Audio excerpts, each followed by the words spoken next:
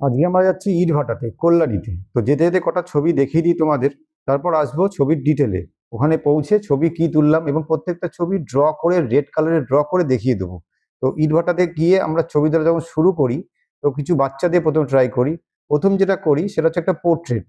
এই যে পোর্ট্রেটটা তোমরা দেখতে পাচ্ছ, এটা সিমেট্রিক্যাল পোর্ট্রেট। দেখো, ভার্টিক্যাল দুটো লাইন কিন্তু চোখের উপর দিয়ে গেছে এবং ইটের প্যাটার্নটাকে পেছনে ইউজ করা হয়েছে। এরপর আসবো, দেখো এই যে ভদ্রমহিলার ছবি তুলছি, আমাদের ইট ভাটায় যে চিমনি থাকে না, যেখানে ইট পোড়ায়, দেখো ডায়াগোনাল কম্পোজ করেছি। এবং ওই যে ইটগুলো সাজানো আছে, সেই ইটগুলোকে দিয়ে সুন্দরভাবে ড্র করে দেখিয়ে দিচ্ছি কম্পোজিশনটা। এবার আসি, দেখো এই যে বাচ্চারা তুলছে, এটা সিমেট্রিক্যাল পোর্ট্রেট।